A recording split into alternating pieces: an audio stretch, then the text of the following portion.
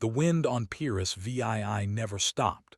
It screamed across the frozen mountains like a wounded animal, carrying ice and snow that cut through everything it touched. Nothing lived on this world by choice. Nothing could survive here for long. That was why the Empire had chosen it as their most secure prison.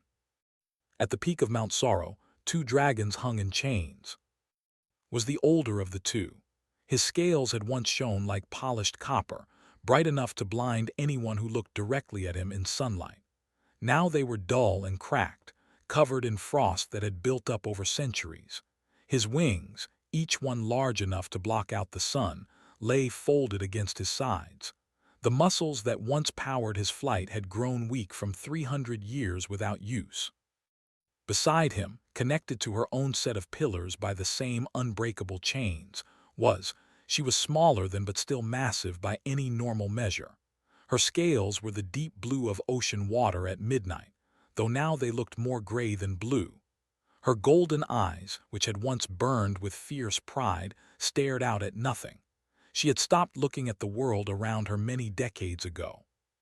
The chains that held them were made from metal, a material forged in the heart of dying stars and shaped by the greatest smiths in the Empire. These chains could not be broken. They could not be melted. They could not be cut. 1,000 warriors from 100 different species had tried to damage metal and all of them had failed. The dragons had tried too in the beginning, had pulled against his chains until his scales cracked and his muscles tore, had breathed fire hot enough to melt stone, directing it at her bonds for days without rest. Nothing worked. The chains did not even grow warm. After the first 50 years, they stopped trying. The Empire had put them here as punishment.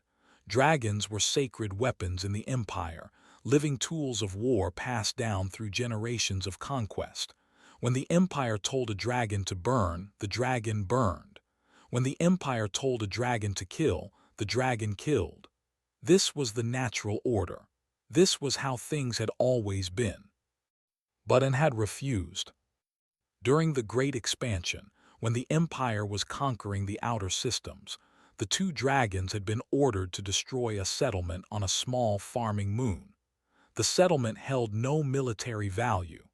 It was simply in the way, and the Empire wanted to send a message to other worlds that might think of resisting. Had looked down at the tiny houses, at the fields of crops, at the small figures running in terror from his shadow. He saw children. He saw families. He saw people who had done nothing wrong except exist in a place the Empire wanted. He refused the order. Who had been following since she was barely more than a hatchling, refused as well. The punishment was immediate and severe. Dragons who disobeyed were not killed, because killing them would waste a valuable resource. Instead, they were sent to Pyrrhus VII, chained to the mountain and left to suffer until they agreed to obey. Most dragons broke within the first decade. They begged to be released, promising to follow any order without question. And never begged. They never promised. They simply endured year after year, century after century, waiting for a death that would not come. Dragons could live for thousands of years if nothing killed them. On Pyrrhus VII, nothing would kill them. They would simply exist in frozen misery until time itself ended. On this particular day, the 407th day of the 301st year of their imprisonment, something changed. Saw it first. His eyes, though tired and old, were still sharp enough to spot movement across great distances.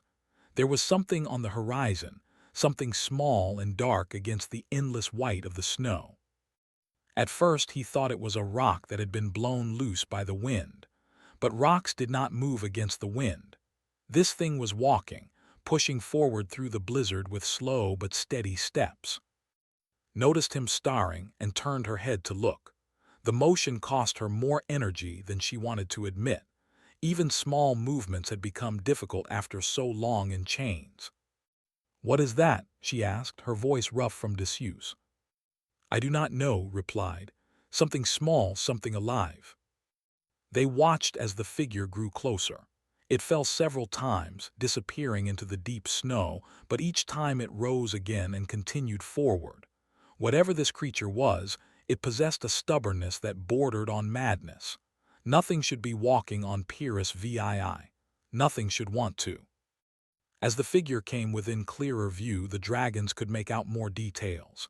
It was bipedal, walking on two legs like many species in the galaxy. It was small, perhaps 2 meters tall, which made it tiny compared to beings like it. It wore some kind of suit, orange in color, that covered its entire body. The suit looked thin, far too thin for the killing cold of this world. The creature carried a pack on its back. It held one arm against its side, as if injured. Its steps were uneven, stumbling, the walk of someone who was pushing far beyond their limits. "It is coming toward us," said. There was wonder in her voice, an emotion she had not felt in longer than she could remember.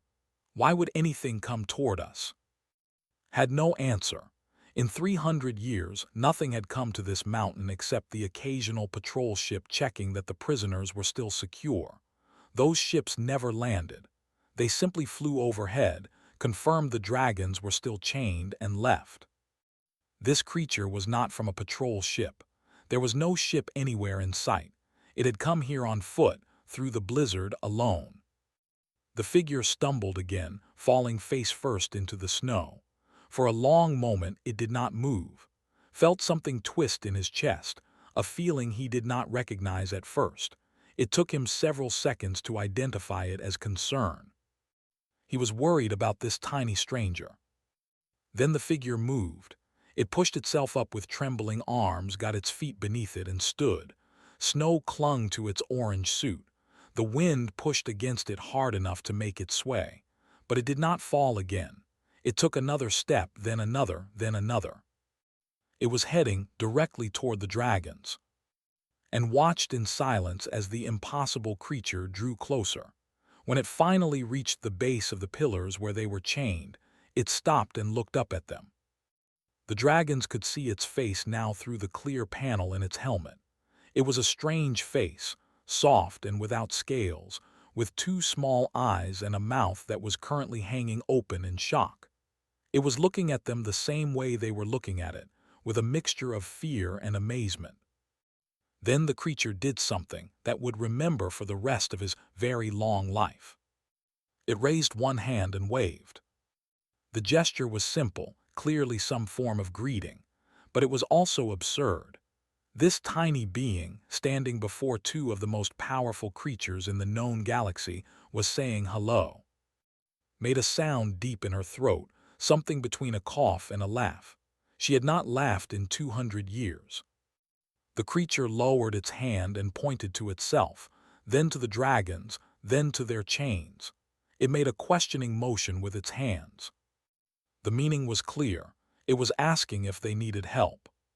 Stared at the little being, at its shivering body and its determined eyes, and felt something else stir in his ancient heart. It was not hope. He had forgotten what hope felt like long ago, but it was something close to it, something warm and unfamiliar. This creature, whatever it was, had walked through a frozen hell to reach them, and now it was offering to help. Cole had always believed that the universe was full of wonders waiting to be discovered. As a child growing up in a small town in Montana, he had spent countless nights staring at the stars, imagining what might be out there.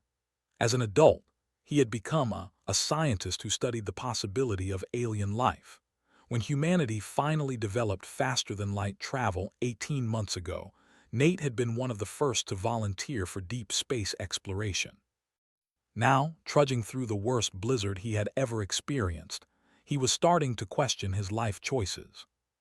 The shuttle crash had happened 6 hours ago. One moment, Nate had been in the rear compartment of the small survey vessel, checking the calibration on his biological scanners. The next moment, alarms were screaming, the ship was spinning, and everything went dark. When he woke up, he was lying in a pile of wreckage. His head was bleeding. His left arm felt wrong, probably fractured. The rest of his team, 5 good people who had become his friends over the past year, were dead. The shuttle's emergency systems had failed completely. There was no way to call for rescue. Nate had allowed himself exactly 5 minutes to grieve. He sat in the snow beside the burning wreckage and cried for his friends, for the mission, for the terrible bad luck that had brought them to this frozen world.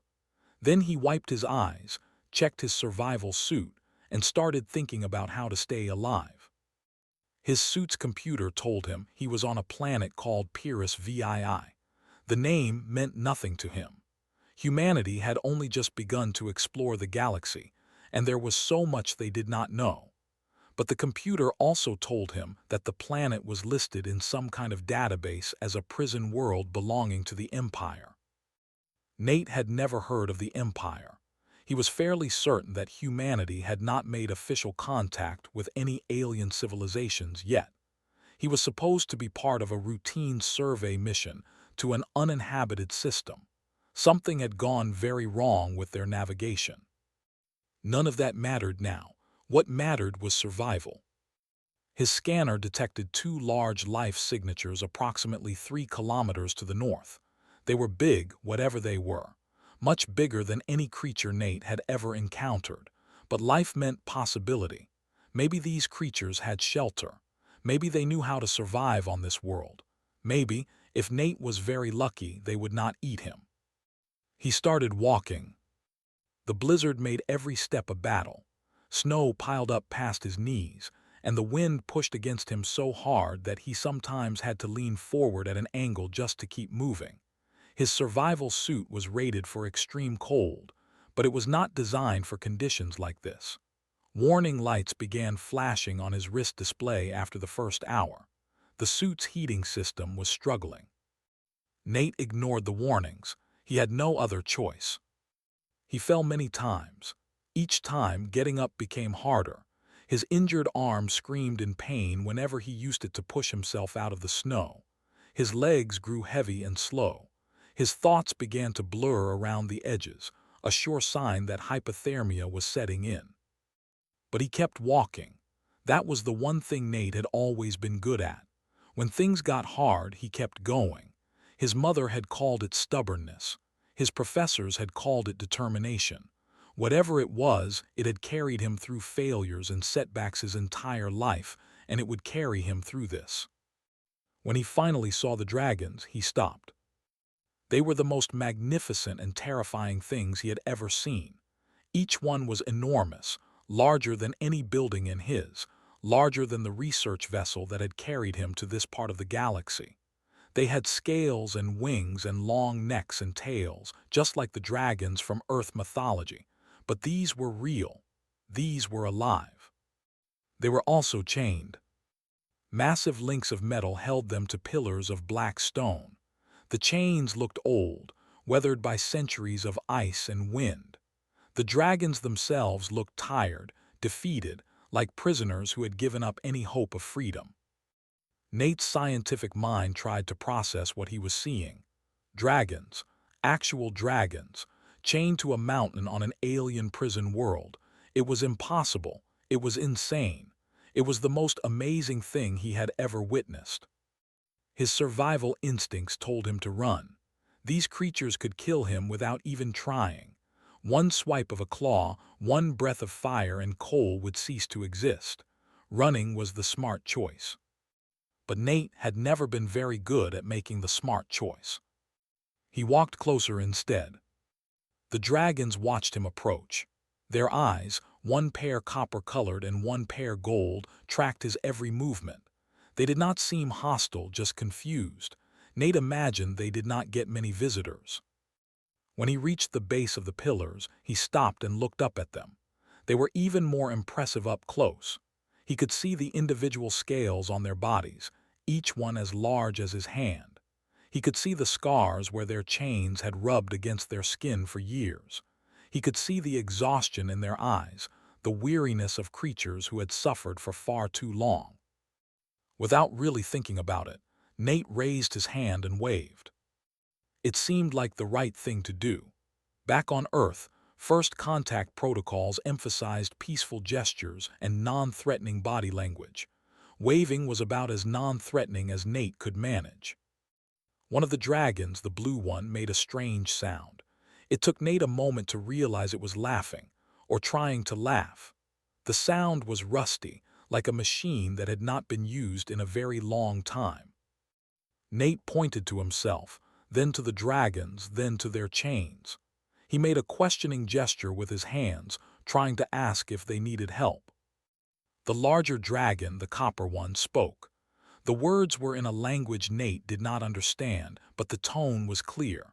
It was a warning. The dragon was telling him to go away to save himself, that there was nothing he could do here. Nate shook his head. He walked even closer, until he was standing directly beneath the copper dragon's chained foreleg.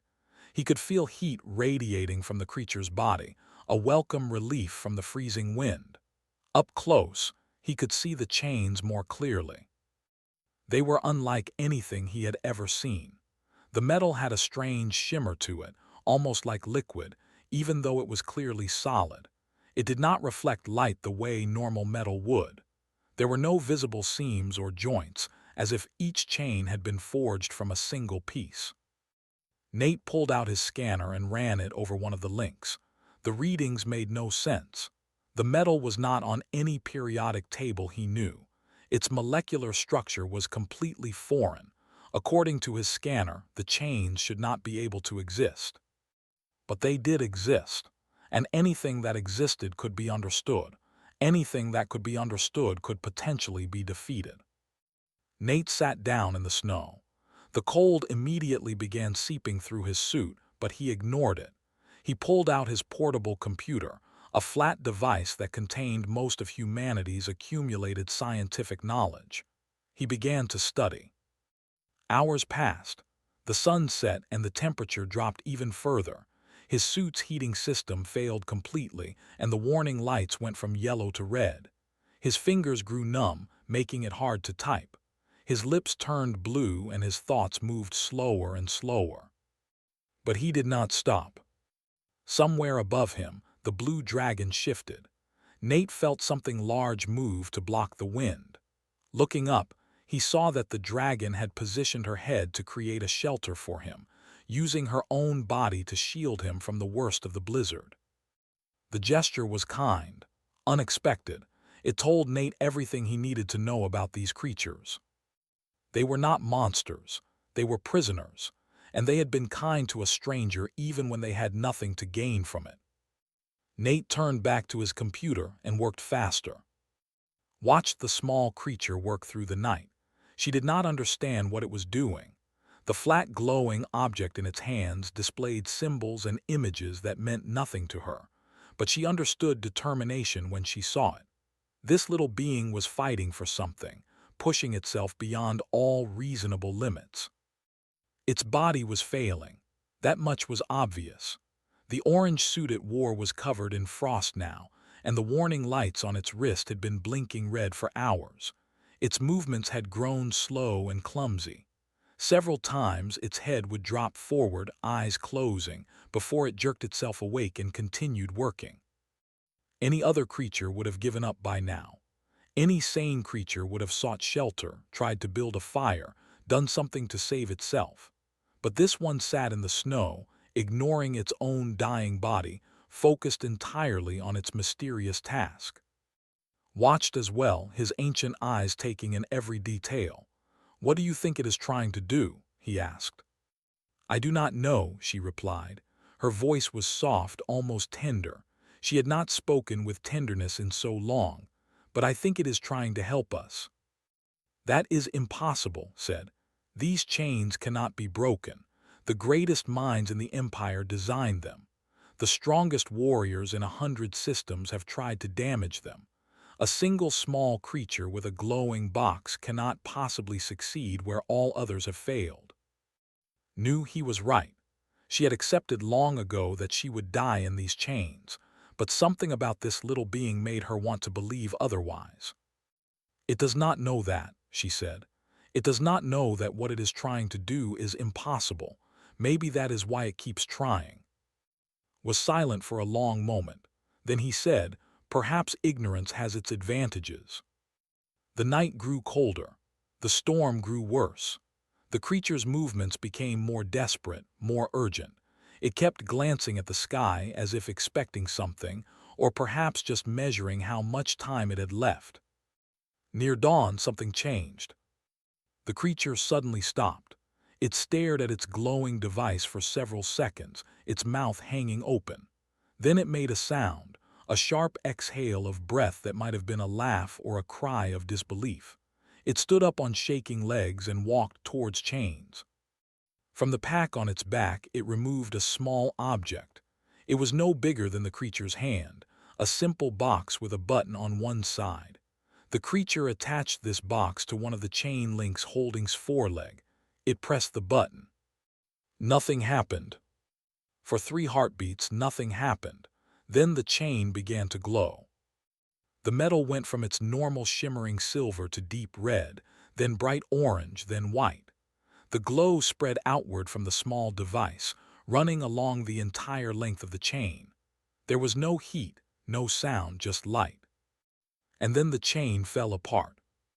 It did not break like normal metal would break. It simply came apart, the molecular bonds that held it together dissolving as if they had never existed. The pieces fell to the snow and lay still, no longer connected, no longer unbreakable. Stared at his freed leg. He could not move it yet, the muscles too weak from centuries without use, but it was free. The chain that had held it was gone. The creature was already moving to the next chain. It attached another small device, pressed another button. Again the glow, again the dissolution. Another chain fell. Made a sound that she had not made since she was a young dragon, barely old enough to fly. It was a whimper, a cry of hope so intense it was almost painful. She watched as the creature moved from chain to chain, freeing piece by piece. The process was slow. After each chain, the creature had to return to its pack and assemble another device from parts it carried. Its hands shook badly now, and several times it dropped components into the snow and had to search for them. But it did not stop. It did not rest. It simply continued, device after device, chain after chain. When the last of its chains fell, the great copper dragon spread his wings. The motion was slow and painful. Muscles that had not moved in 300 years screamed in protest. Joints cracked and popped, but the wings extended, stretching out to their full magnificent span, and felt the wind catch them for the first time in centuries. He did not fly. He was not strong enough for that yet, but he could have flown if he needed to. The possibility was there, real and present and overwhelming. The creature had already turned to its chains. It was moving slower now, its body barely able to function. The cold had taken too much from it, but still it worked, attaching devices, pressing buttons, freeing her one bond at a time. Wanted to tell it to stop, to rest, to take care of itself. But she did not know its language, and she was afraid that if she interrupted its focus, it would not be able to continue. So she stayed silent and watched this tiny mortal pour the last of its life into saving her. The final chain fell just as the sun rose over the mountains. Spread her wings and felt tears that could not exist burning in her eyes. She was free. After 300 years of cold and darkness and despair, she was free. She looked down at the creature that had saved them. It was lying in the snow. Its eyes were closed. Its chest was barely moving. The orange suit was completely white with frost now, and the warning lights on its wrist had gone dark. It was dying. No, it was not going to die, would not allow it. She moved quickly, curling her massive body around the small form. Her internal fire, dormant for so long, began to burn again. She felt warmth spreading through her scales, heat that she had not produced in centuries. She wrapped herself around the creature and let that heat flow outward. Joined her, adding his own warmth to the shelter they created. Together, the two dragons formed a cocoon of scale and fire, protecting the fragile being who had given them everything. Inside that cocoon, the creature's breathing steadied. Color began to return to its blue lips. Its body stopped shaking. Hours passed. The dragons did not move. They lay wrapped around their savior, keeping it warm, keeping it alive. It was the least they could do. When the creature finally woke, it looked up at them with confused eyes. It said something in its strange language, a question from the tone of it, probably wondering where it was or how it had survived. Lowered his great head until his eye was level with the creature's face. He spoke slowly, carefully, knowing the words would not be understood but hoping the meaning would be clear. "You saved us, little one. We are bound to you now, not by chains but by choice. This is the oath of dragons. It has not been given in 10,000 years. Wherever you go, we will follow. Whatever you need, we will provide. Your enemies are our enemies. Your friends are our friends. This is our promise from now until the stars themselves grow cold." The creature blinked up at him. It seemed to understand that something important had been said, even if it could not understand the words. After a moment, it smiled weakly and spoke a single word. "Nate." It took a moment to understand. The creature was giving them its name. It was called Nate. Repeated the word carefully, "Nate." The creature smiled again, broader this time. It tried to sit up, groaned, and fell back, made a rumbling sound that might have been a laugh. "Rest, Nate," she said, even though it could not understand her. "You have done enough, more than enough. Rest now and let us take care of you." The creature closed its eyes and slept. Nate spent 3 days recovering in the shelter of the dragon's bodies. He slept for most of that time, his exhausted body demanding rest after what he had put it through. When he was awake, he tried to communicate with the massive creatures that had wrapped themselves around him like living blankets. It was difficult. The dragons spoke a language that sounded nothing like any human tongue. Their words were deep and rumbling, full of sounds that Nate's throat probably could not produce. But slowly, through gestures and repetition and a lot of patience, they began to understand each other. Nate pointed to himself and said his name. The dragons repeated it, their massive voices somehow making the simple words sound ancient and important. Then Nate pointed to each of them, and they understood what he was asking. The copper dragon touched his own chest with one great claw. He said. The blue dragon did the same. Nate repeated the names until he could say them correctly. Then he pointed to the chains, to the pillars, to the frozen waste around them. He made a questioning gesture. The dragons understood. They took turns telling him their story, acting out parts of it when words were not enough. Nate watched as mimed flying, mimed burning, mimed refusing to follow an order. He watched as showed him the chains being attached, the cold setting in, the years passing one by one. By the end, Nate understood. These dragons had been punished for showing mercy. They had refused to kill innocent people, and they had spent 300 years suffering for that choice. It made him angry. It made him sad. But more than anything, it made him certain that he had done the right thing in freeing them. On the 3rd day, Nate felt strong enough to stand. His arms still hurt, but the bones seemed to be knitting together properly. His suit systems had been repaired by the warmth of the dragons, and the warning lights had finally gone out. He was going to survive. He walked out from between the dragons and looked at the devices he had created. They lay scattered in the snow, simple boxes made from salvaged parts. To anyone from the Empire, they would look like nothing special, just primitive technology from an unknown species. But those simple boxes had done what nothing else in the galaxy could do. They had broken metal. Nate had not known it was supposed to be impossible. He had simply seen a problem and looked for a solution. The chains were made of a metal that could not be damaged by physical force or heat, so Nate had not tried to damage them physically. Instead, he had figured out the frequency at which the metal's molecular bonds vibrated. Then he had built devices that generated an opposite frequency, canceling out those bonds. It was not complicated science by human standards. It was basic physics, the kind of thing they taught in first-year university courses. But apparently, no one in the Empire had thought to try it. Stood up, his massive body casting a shadow across the mountainside. For the first time in 3 centuries, he was not bent over or crouching. He stood at his full height, his head held high, his wings extended. He was beautiful. There was no other word for it. Even covered in frost, even thin from years of deprivation, he was one of the most magnificent creatures Nate had ever seen. Rose beside him stretching her own wings.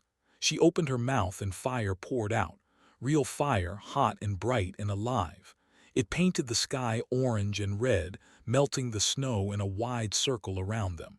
The fire did not touch Nate. The dragon was careful about that. When the flames died, looked at Nate with something like joy in her golden eyes. She could breathe fire again. After all these years, her flame had returned. Walked over to where Nate's salvaged devices lay in the snow. He examined them with one great eye, turning them over gently with his claws. Then he looked at Nate with an expression of wonder.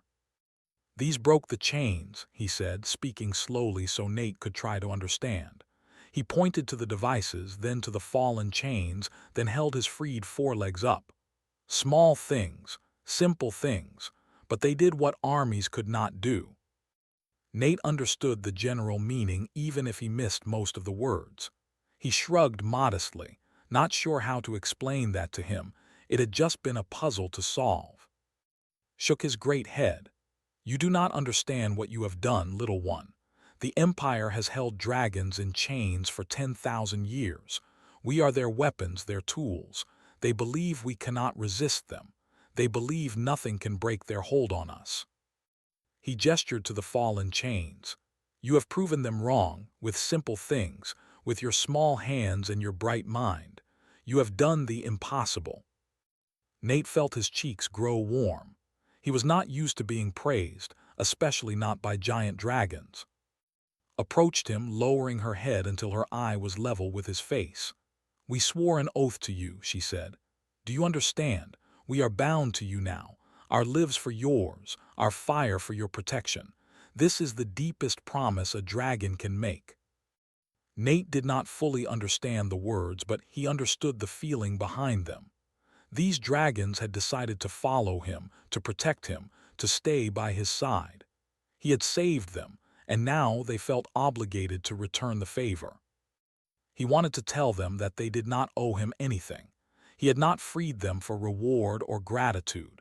He had freed them because it was the right thing to do. No creature deserved to spend centuries in chains for showing compassion. But he did not have the words for that. So instead, he reached out and placed his hand on Snout. Her scales were warm, almost hot, but not painfully so. She closed her eyes at his touch, a rumble of contentment coming from deep in her chest. Watched the exchange with something like satisfaction. "The little mortal has no fear," he observed. "Even now, touching a dragon, he shows no fear. This is either great courage or great foolishness." "Perhaps both," replied, her eyes still closed. "Courage and foolishness often walk together." Nate's communicator beeped. He had almost forgotten about it. The device was still receiving signals from his crashed shuttle, maintaining the emergency beacon that had been broadcasting since he woke up after the crash. He checked the display and felt his heart jump. There was a ship approaching. Not his ship, not a human vessel, but some kind of patrol craft. It would arrive within the hour. He showed the display to the dragons, pointing at the incoming signal. Their expressions changed immediately, joy giving way to concern. "Empire Patrol," said, recognizing the signal pattern. "They are coming to check on us. They will see that we are free." His eyes narrowed. "They will try to chain us again, or kill us for escaping." Nate looked at the sky, then at his dragon companions, then at the approaching signal. He did not know much about this empire, but he knew enough to understand that they would not be happy about what he had done. He also knew that he was not going to let anyone put and back in chains. "Can you fly?" he asked, pointing to the sky and making a flying motion with his hand. Tested his wings, flapping them slowly. "Not well, not fast, but yes, we can fly." Nate nodded. He pointed to himself, then to his back, then to the horizon. The meaning was clear. He wanted to ride with them. He wanted to escape together. The dragons exchanged a look, then lowered his body to the ground, extending one wing to create a ramp. "Climb on, little mortal," he said. "Let us see what happens when dragons and humans work together." Nate climbed onto his back, settling between two of his great spines. The scales were warm beneath him, radiating heat that chased away the last of the cold. Stood, and Nate felt himself rise higher and higher into the air, moved to stand beside them, her wings already spreading. In the distance, the patrol ship was becoming visible, a dark shape against the gray sky. "Hold tight," warned. And then they flew. The patrol ship was called the Vigilance, and its commander was an officer named. He had been checking on the frozen prisoners of Pyrrhus VII for 15 years. It was boring duty, the kind given to soldiers who had disappointed their superiors without actually committing any serious offense. Nothing ever happened on these patrols. The dragons were always in their chains, slowly dying of despair. Would fly over, confirm they were still secured, and return to base. Today was supposed to be no different. When his sensors detected that both dragons were no longer at their assigned positions, assumed there had been an equipment malfunction. Dragons could not escape from metal chains. It was impossible. His sensors must have been damaged by the constant storms. Then he saw them flying. Two dragons, their wings spread wide, rising from the surface of Mount Sorrow.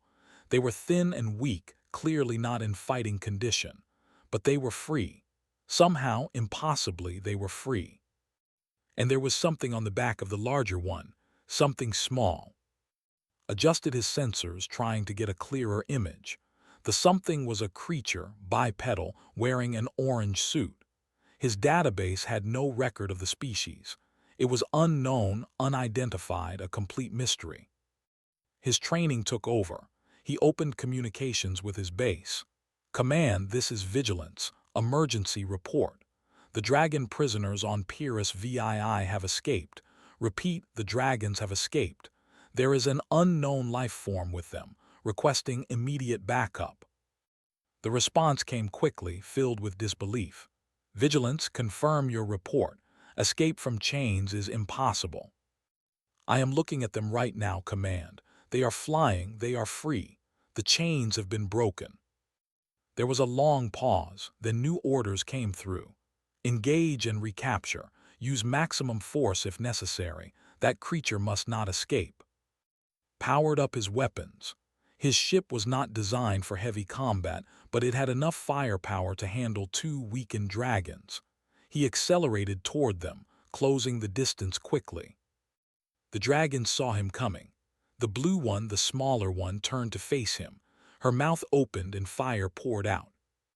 Did not worry. Dragon fire could not penetrate military shields. Every soldier in the Empire knew this. The shields had been specifically designed to resist dragon flames, a precaution developed over thousands of years of using dragons as weapons. He flew directly into the fire, confident that his shields would hold. His shields failed in 3 seconds.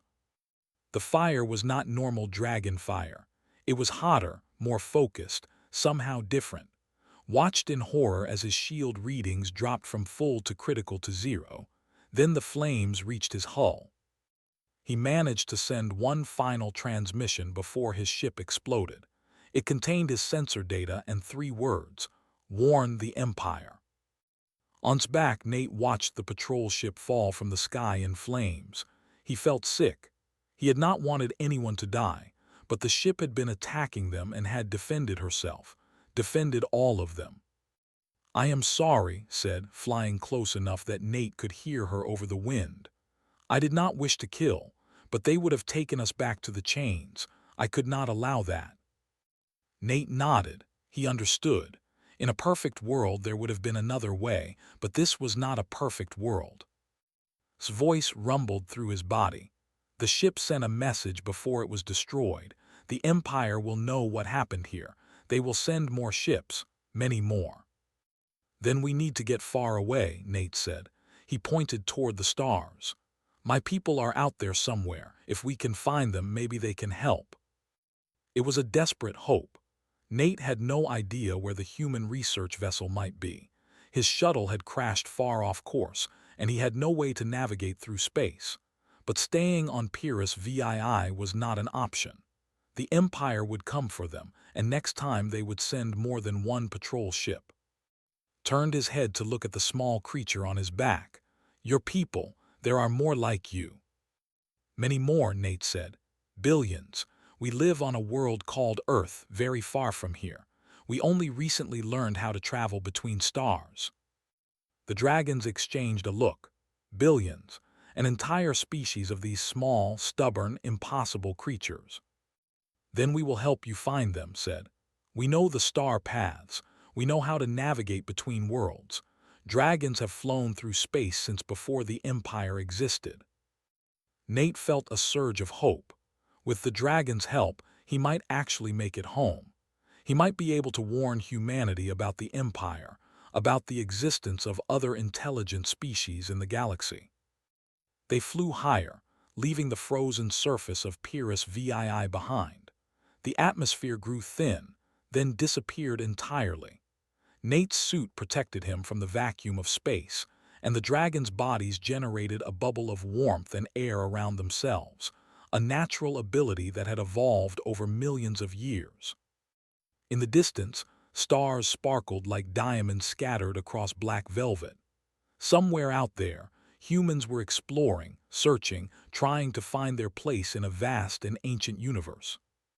They had no idea what was coming. The message from reached high command within hours. At first, the commanders did not believe it. Chains could not be broken. It was a fundamental law of their civilization. But the sensor data was clear. The chains had been dissolved somehow, broken down at the molecular level by technology that the Empire did not understand. And the creature responsible was from an unknown species. Within days, the message had spread beyond the Empire. Rival civilizations obtained copies. Allied worlds demanded explanations. Enemies saw opportunity. Everyone was asking the same questions. What was this new species? Where had they come from? How had they done what nothing else in the galaxy could do? A young analyst in the intelligence division was the first to use the word. She was preparing a report for her superiors, trying to summarize the situation in terms they would understand. She wrote, "This unknown species represents a potential catalyst event. Their technological approach differs fundamentally from ours. They solve problems we believed unsolvable. If there are more of them, and if they can be found, they could change the balance of power in ways we cannot predict." The word spread, catalyst. In the ancient language of the dragons, there was a similar concept. Knew it well. Once every few million years, something emerged that changed everything. A new force, a new idea, a new way of thinking that upended the established order and reshaped the galaxy. He looked at the small creature riding on his back, at its strange soft face and its bright curious eyes, at the hands that had built devices to break unbreakable chains. This was a catalyst, was certain of it, and he had sworn his life to protect it. Far away, in a region of space that the Empire had not yet explored, a human research vessel picked up a faint emergency beacon. The signal was weak, distorted by distance, but clearly human in origin. Captain Lisa Monroe ordered her ship to change course. They had been searching for their missing survey team for days. Now, finally, they had found a signal. There was hope. Lisa did not know that her missing had freed 2 ancient dragons from centuries of imprisonment. She did not know that he was currently riding through space on the back of one of those dragons, heading toward her with news that would change human history.